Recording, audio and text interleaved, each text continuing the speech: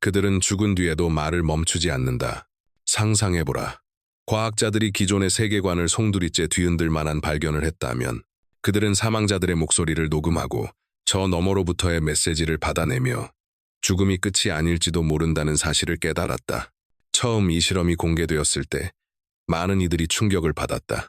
그리고 어떤 과학자들은 자신들이 알고 있던 모든 법칙과 모순되는 현상을 마주하자 연구를 포기하기도 했다. 어쩌면 영혼은 사라지는 것이 아니라 단지 다른 형태로 변화하는 것일지도 모른다. 그렇다면 죽은 자들은 지금 우리에게 무언가를 말하려 하는 걸까? 오늘 우리는 사후 세계와의 접촉이라는 가장 신비로운 사례들을 살펴보며 죽은 자들이 정말로 침묵 속에 머무는지 아니면 여전히 무언가를 전하려 하는지 알아볼 것이다. 만약 죽음이 진정으로 끝이 아니라면 우리는 무엇을 믿어야 할까? 상상해보라. 당신의 몸이 점점 가벼워지고 주위의 모든 소리가 사라진다. 그리고 곧이어 어둠이 찾아온다. 하지만 그것은 공허가 아니다. 무언가 다른 것, 전환의 순간이다. 당신은 알 수 없는 공간으로 이끌린다. 그곳에서는 고통도, 두려움도, 걱정도 사라진다. 이러한 체험은 전 세계 수천 명의 임사 체험자들이 공통적으로 보고해왔다. 그들의 이야기는 놀랍도록 비슷하다. 자신의 몸에서 빠져나와 떠다니는 느낌, 완전한 평온 속에 있는 감정, 어두운 터널을 지나 찬란한 빛으로 향하는 여정, 그리고 무엇보다 놀라운 것은 저편에서 자신을 기다리고 있는 이미 세상을 떠난 이들과의 만남이다. 그들은 무언가 중요한 메시지를 전하려는 듯 다가온다. 이 현상을 연구한 프랑수와 브류는 이렇게 말한다. 죽음 이후의 삶에 대한 보고는 1975년 정신과 의사 레이먼드 무디가 임사 체험이라는 용어를 만들기 훨씬 이전부터 존재해왔다. 즉, 이런 이야기는 현대의 발명품이 아니라 수세기 전 기록에서도 발견된다. 가장 초기에 문서화된 사례 중 하나는 제1차 세계대전 중에 일어났다. 독일의 교수 에르트빈 하는 한 젊은 병사의 증언을 기록했다. 그 병사는 전투 중 심각한 부상을 입고 생사의 경계에 놓였다. 그가 의식을 되찾았을 때 이상하리만큼 차분하고 멍한 상태였다. 오랫동안 그는 자신에게 일어난 일을 감히 말하지 못했지만 결국 고백했다. 자신의 몸이 전장에 쓰러져 있을 때 그의 영혼은 전혀 다른 차원에 있었다고. 그는 피를 흘리며 쓰러져 있는 자신의 몸을 보았고 전우들의 절규를 들었지만 이상하게도 아무런 고통을 느끼지 못했다. 그 대신 말로 표현할 수 없는 절대적인 자유의 감각이 그를 휘감았다. 두려움은 없었다. 오히려 깊은 평온과 행복이 그를 가득 채웠다. 그는 돌아가고 싶지 않았다. 그러나 어디선가 알 수 없는 힘이 작용해 그를 다시 육체로 끌어당겼다. 이와 유사한 이야기는 전시뿐 아니라 평화로운 시대에도 보고된다. 가장 잘 알려진 사례 중 하나는 미국인 조지 리치의 임사 체험이다. 그는 젊은 시절 심한 폐렴을 앓았고 상태가 급격히 악화되어 의사들은 심장 정지를 선언했다. 몇 분 후 그는 의식을 되찾았지만 그것은 자신의 몸속이 아니었다. 그가 주위를 둘러보자 병원 침대 위에 누워있는 자신의 무생체를 보았다. 처음에는 환각이거나 꿈이라고 생각했다. 자신의 물건을 집어들려 했지만 손은 물체를 그대로 통과했다. 의사들을 불러보았으나 목소리는 들리지 않았다. 공포에 휩싸인 그는 병실 밖으로 뛰쳐나갔고 그 순간 자신이 공중을 미끄러지듯 놀라운 속도로 이동하고 있다는 것을 깨달았다. 그제야 그는 알아차렸다. 이제 더 이상 몸에 묶여있지 않다는 것을. 하지만 그 후 일어난 일은 더욱 기이했다. 그는 마치 누군가에게 끌려 올라가듯 위로 빨려 들어갔고 곧 따뜻한 빛으로 가득한 또 다른 공간에 있었다. 그곳에서 그는 설명할 수 없는 존재들을 보았다. 그들은 말로 표현할 수 없는 사랑과 온기를 발산하고 있었고 마치 오래전부터 그를 알고 기다려온 듯한 느낌을 주었다. 그 순간 말로 표현할 수 없는 빛의 존재가 그의 앞에 나타났다. 그 존재는 완벽한 이해와 자비를 전하는 듯했다. 그것은 단순한 환상이 아니었다. 그 만남은 그가 삶과 죽음을 바라보는 시각 자체를 완전히 바꾸어 놓았다. 흥미로운 점은 임사 체험을 한 많은 사람들이 매우 비슷한 경험을 보고한다는 것이다. 자신의 몸에서 벗어나는 감각, 어두운 터널을 지나가는 여정, 깊은 평화에 잠기는 느낌, 그리고 과학적으로 설명할 수 없는 빛의 존재와의 만남. 일부는 그 과정에서 자신의 과거, 삶 속의 모든 행위와 감정을 하나의 파노라마처럼 다시 보는 체험을 했다고 말한다. 다른 이들은 아직 그들의 때가 오지 않았으니 돌아가야 한다는 메시지를 들었다고 한다. 그렇다면 만약 이 모든 경험이 단순한 환상이라면 왜 전 세계의 서로 다른 나라, 나이, 문화의 사람들에게서 이토록 동일한 형태로 반복되는 것일까? 이 사람들이 서로 아무런 접촉도 없었음에도 그들의 묘사가 놀라울 만큼 비슷한 이유는 무엇일까? 혹시 이것이 의식이 육체와는 별개의 존재라는 증거일까? 아마도 그 해답은 오래전부터 우리 곁에 있었지만 우리가 아직 그것을 받아들일 준비가 되지 않았을지도 모른다. 인류가 태초부터 집착해온 가장 신비롭고도 매혹적인 질문 중 하나가 바로 이것이다. 과연 이미 세상을 떠난 이들과 접촉할 수 있을까? 전 세계 수천 명의 사람들이 그것은 가능하다고 주장한다. 그들은 정체를 알 수 없는 목소리, 보이지 않는 존재의 기운, 누군가가 등 뒤에서 자신을 바라보는 듯한 느낌, 심지어는 이미 세상을 떠난 이들과의 명확한 대화까지 보고한다. 대부분의 사람들에게 이런 현상은 불가사의하고 두려운 일로 남지만 일부는 자신에게 특별한 능력이 있다고 말한다. 죽은 자의 목소리를 듣고 그들을 보고 그들의 메시지를 전달할 수 있는 능력. 이들을 우리는 영매라고 부른다. 수세기 동안 영매들은 다양한 문화 속에서 중요한 역할을 해왔다. 고대 그리스에서는 신탁이 신들과 조상들로부터 메시지를 받았고 중세 유럽에서는 샤먼들이 영혼들과 교류했다. 그리고 19세기에는 심령주의가 거대한 사회적 운동으로 확산되었는데 그 가운데는 작가 아서 코난 도일 같은 저명한 과학자와 문인들도 참여했다. 과거에는 영매들이 예언자로 존경받았지만 오늘날 사회는 그들의 능력을 신중하고 회의적인 시선으로 바라본다. 그럼에도 불구하고 여전히 논리로 설명할 수 없는 이야기들이 존재한다. 프랑스와 브륜이 수집한 이야기 중 하나는 특히 미스터리한 사례로 꼽힌다. 한 노동자가 일터에서 사고로 목숨을 잃었지만 자신이 이미 죽었다는 사실을 인식하지 못했다. 그는 아무 일도 없었다는 듯 집으로 돌아왔고 거기서 가족들을 보았다. 하지만 그 앞에 펼쳐진 광경은 이상했다.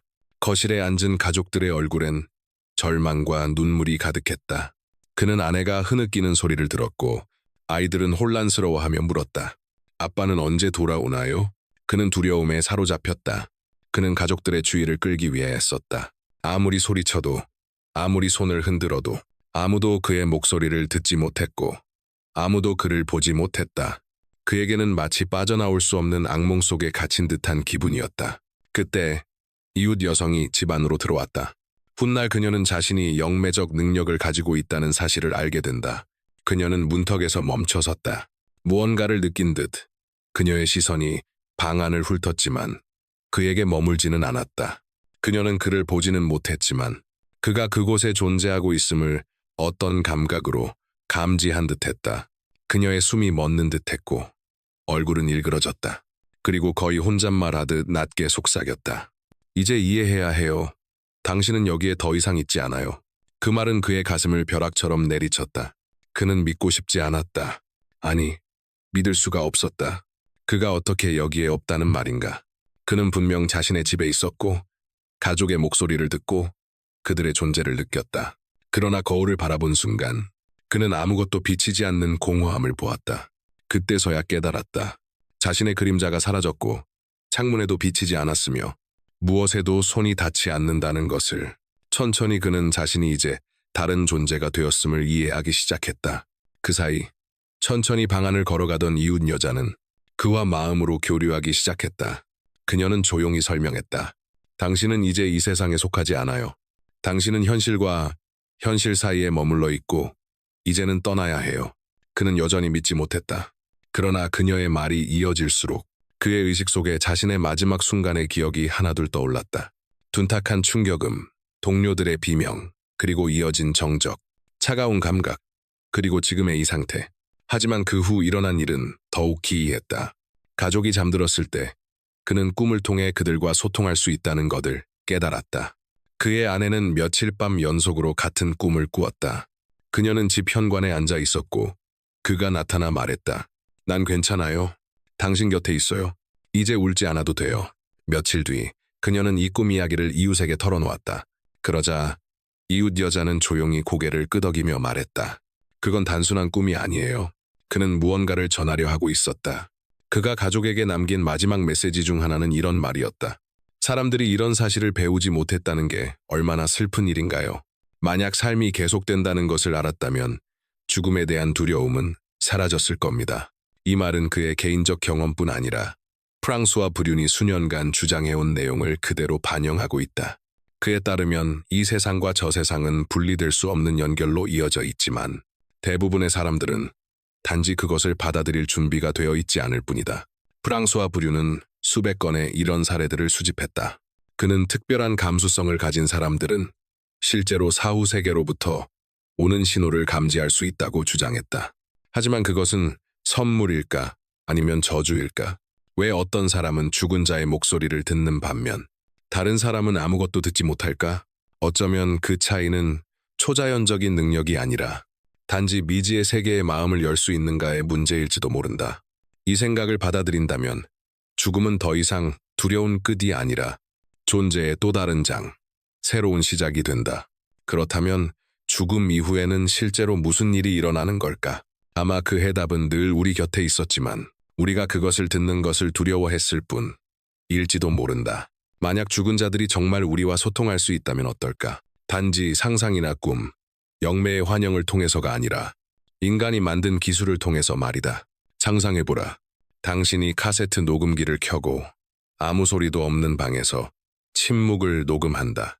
그리고 나중에 그 녹음을 재생했을 때 희미하게 들리는 목소리가 있다. 그 목소리가 당신의 이름을 부르고 무언가를 말하려 한다. 그것은 단순한 잡음도 전파 간섭도 아니다. 그 목소리는 질문에 답하고 메시지를 전달하며 우연으로는 설명할 수 없는 정보를 전한다. 20세기 중반 과학자들과 연구자들은 이러한 이상한 현상을 기록하기 시작했다.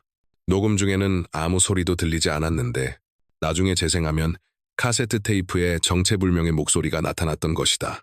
처음에는 단순한 기계 오작동이나 배경 잡음으로 여겨졌다. 그러나 그 목소리들이 의미 있는 문장을 이루고 질문에 대답하며 심지어 자기소개까지 하기 시작하자 연구자들은 이것이 단순한 기술적 오류가 아님을 깨달았다. 이 현상을 본격적으로 연구한 최초의 인물 중 하나가 엔지니어 조지 믹이었다. 그는 처음엔 회의론자였다. 이 모든 것이 단지 자기 암시의 결과라고 생각했다.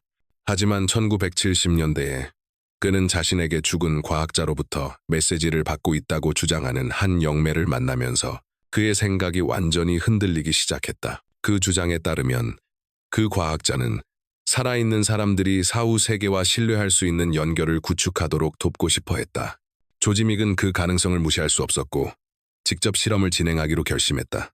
그는 모든 외부 소리를 차단한 완전 밀폐된 방에 마이크를 설치했다. 영매가 질문을 던졌고 이후 녹음을 재생했을 때 정적 속에서 희미한 목소리들이 들려왔다. 그중 일부는 자신을 소개하며 이름을 말하기도 했다. 가장 놀라운 사례 중 하나는 조지 미러라는 미국 물리학자의 목소리였다. 그는 이미 1967년에 세상을 떠난 인물이었다. 그러나 녹음 속의 목소리는 자신이 존재하고 있다는 것을 확인할 뿐 아니라 장비의 성능을 개선하여 음질을 더 명확히 만드는 방법까지 조언했다. 이미 사망한 사람이 어떻게 과학적 조언을 할 수 있었을까? 어디에도 존재하지 않는 목소리가 어떻게 음향 기술의 세부 원리를 이해할 수 있었을까? 하지만 모든 메시지가 따뜻하거나 중립적인 것은 아니었다. 그중 일부는 고통스러운 장소에서 들려오는 듯한 불안한 목소리였다. 여기서는 고통받고 있어요. 우린 벌을 받고 있어요. 멀리서 들려오는 듯 희미한 이 음성들은 세상과 세상 사이에 갇힌 영혼들이 살아있는 자들에게 메시지를 보내기 위해 모든 기회를 붙잡는 듯한 느낌을 주었다. 반면 기쁨과 빛으로 가득한 목소리도 있었다. 우린 빛 속에서 행복해요. 여긴 아름다운 세계예요. 영원한 빛이 우릴 감싸고 있어요.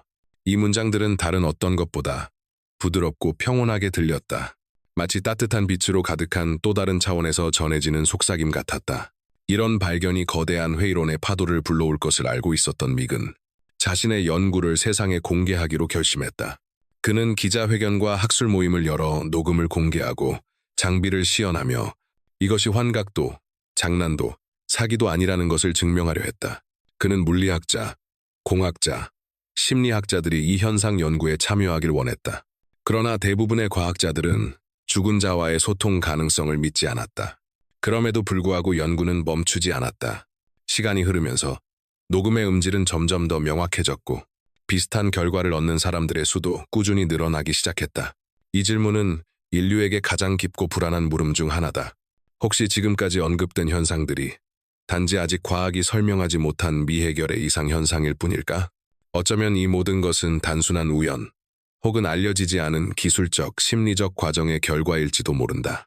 하지만 동시에 이것이 죽음 이후의 삶이 존재한다는 실제 증거일 가능성도 있다. 아무리 신비롭고 설명 불가능하게 들린다 해도 사후 생존에 대한 과학적 증명은 아직 현대 과학의 손이 닿지 않는 영역에 있다.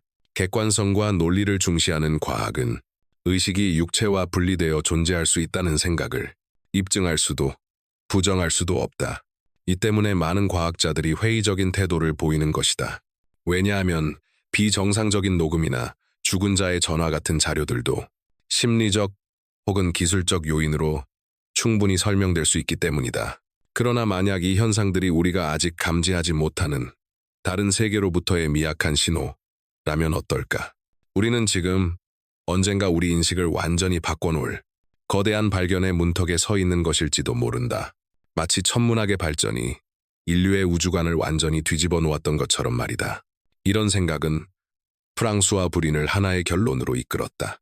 그는 이렇게 믿었다. 죽음 이후에도 삶이 계속된다는 사실을 인류가 깨닫는다면 그 인식이 인류 자체를 변화시킬 것이다. 그는 이 깨달음이 사람들로부터 죽음에 대한 두려움을 없애고 삶을 더 의식적이고 의미 있게 만들어줄 것이라 보았다. 만약 우리가 죽음을 끝이 아닌 전환으로 이해한다면 우리의 행동, 관계, 가치관은 근본적으로 달라질 것이다. 물론 이러한 지식이 실제로 존재한다면 지금은 여전히 인간의 이해 밖에 머물러 있다. 하지만 브루인은 언젠가 인류가 그 진리를 깨닫게 될 것이라 확신했다. 그는 과학과 종교를 같은 지식의 두 얼굴로 바라보았고 이 둘이 분리되어서는 안 된다고 믿었다.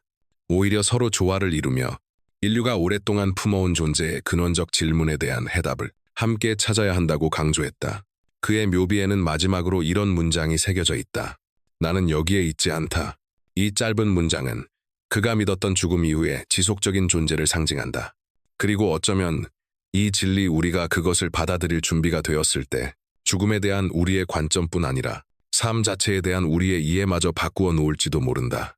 결국 죽음 이후의 삶이라는 질문은 아직도 열려 있다. 그리고 이 신비로운 현상과 마주한 모든 사람은 그것이 증거인지 아니면 여전히 해답을 기다리는 수수께끼인지를 스스로 선택해야 한다.